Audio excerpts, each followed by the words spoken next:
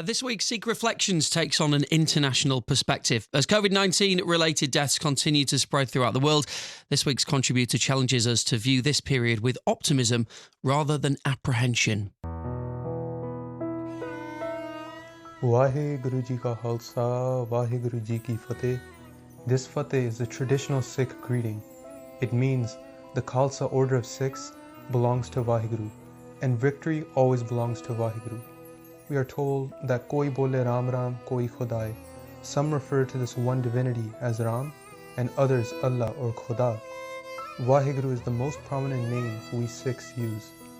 This name of God is the key to bliss and the support of all of creation.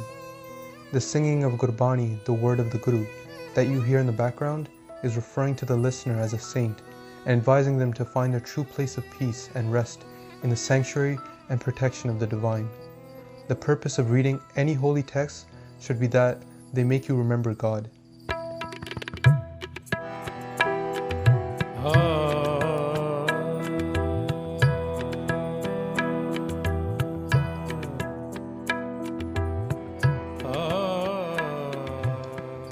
My name is Jasakarn Singh.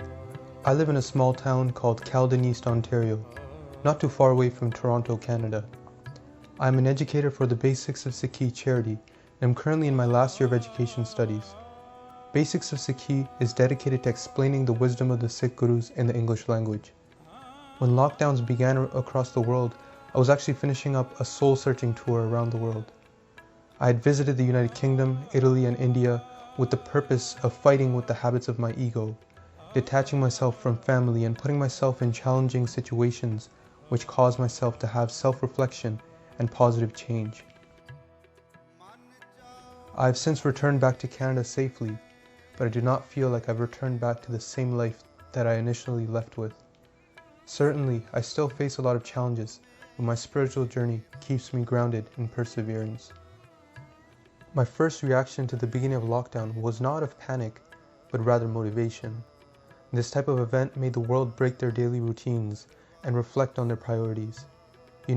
Really reevaluate their purpose in life. Sometimes, pain opens up our heart to something more beautiful. Guru Nanak Dev Ji has said to us, Dukh Daru, Sukh Rog Paya, which means that the pain can be medicine and pleasure the disease. How do we look at such a time of human loss with a positive lens? Well, we look at the source of a lot of mental pain and realize it comes from a sense of ego. Why is it that when the rest of the living world is suffering, it is all right? But when humans suffer, then it is a problem.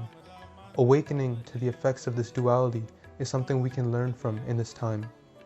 If you have noticed the amount of wildlife growth during human lockdown, you realize that it has been exponential. So, let us reflect that when this subjective ego leaves, a lot of our pain leaves with it. It came to no surprise that when the lockdown began, many resilient Sikhs across the world stepped up to help their communities by providing needed resources including food and healthcare. We really embody the spirit of Deg Deg Fateh. This motto literally means the victory of the cauldron and the sword. In other words, to serve and protect. However, as a Sikh along with those in my charity, felt that we had an abundance in those willing to help physically, but how about spiritual support? Looking based off of Maslow's hierarchy of needs, we provided people with safety and physiological needs. But now we need to look at the next needs, which are those of love, esteem, and self-actualization. Since the lockdown, Basics of Sikhi has been releasing online content without stop. Every day there is something new for viewers to watch on social media. Locally in the Greater Toronto area, Sikhs could not go to the Gurdwara because of lockdown restrictions, so that in-person spiritual counsel was limited. We thought people are stuck inside and need a breath of fresh air, both literally and mentally. So we started a hiking series, and almost every weekend a group of Sikhs go out to hike while listening to the singing of Gurbani, and then when they get to the pinnacle of the trip, we end up meditating on the name of Waheguru. While we have this body, let us make use of it. If the internal foundation is strong, then the hardest of winds will not be able to knock the house down. When we invest spiritually, then we no longer worry about the external pressures of the world nor the body itself.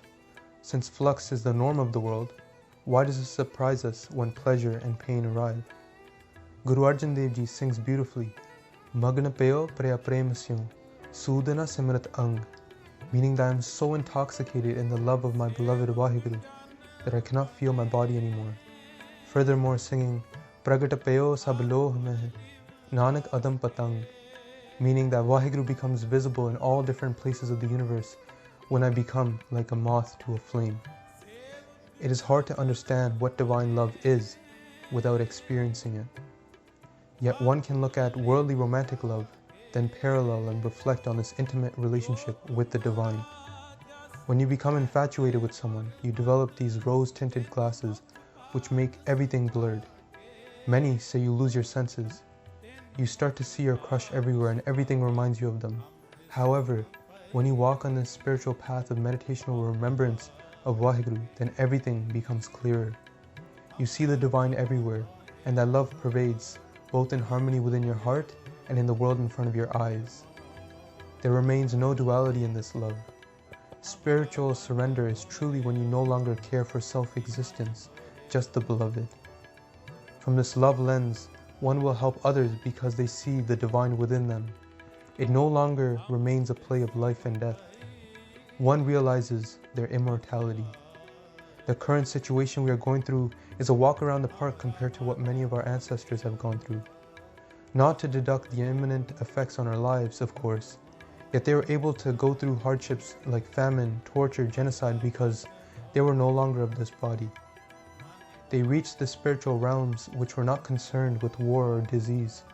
In the 17th century, when an epidemic of smallpox and cholera hit Delhi, Guru Har Krishan Sahib Ji did not shy away from healing and spiritually serving those in need.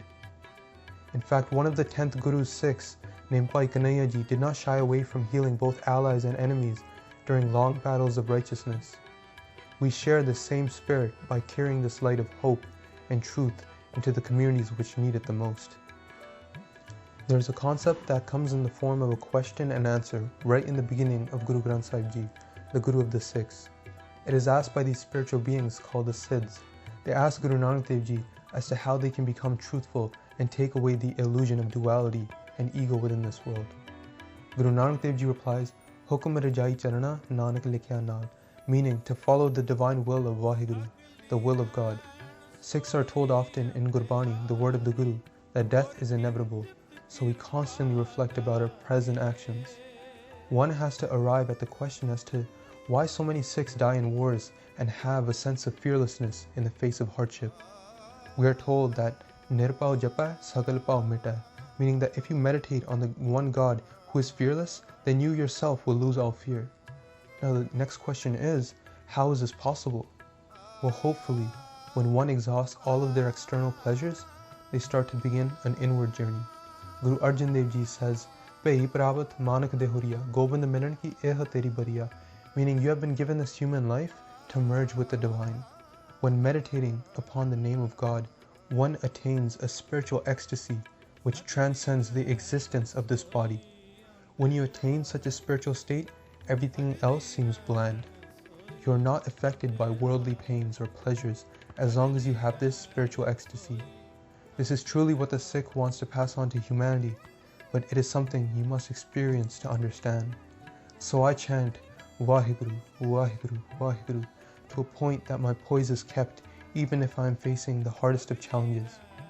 The common expression of being in wonder around the world is wow. In multiple languages, Wah is said with the same intent. The term Guru refers to that being that takes us from the dark illusion of ignorance to spiritual enlightenment. When we repeat Waheguru, we feel the wonder of the greatness of God and lose our own sense of self like a moth to a flame. This chanting is a secret of the Sikhs, and now you too know it. I would like to quote an early 20th century Sikh writer by the name of Professor Puran Singh. He explains about the spiritual seed of a Sikh growing into benevolence within this manifested world. Quote, the Khalsa has no selfish ends for the aggrandizement of a small self in this warfare of life, because his sense of I has already grown by the grace of the Guru to be the large I of humanity itself. The eyes of the Khalsa are fixed heavenward. End quote.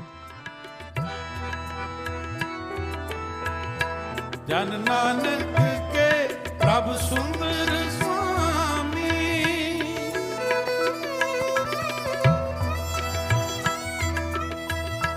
ਜਨ ਨਾਨਕ ਕੇ ਪ੍ਰਭ ਸੁੰਦਰ ਸੁਆਮੀ, ਹੋਏ ਤੁਮ ਸਾਰੇ ਅਵਰ ਨਾਲਾ।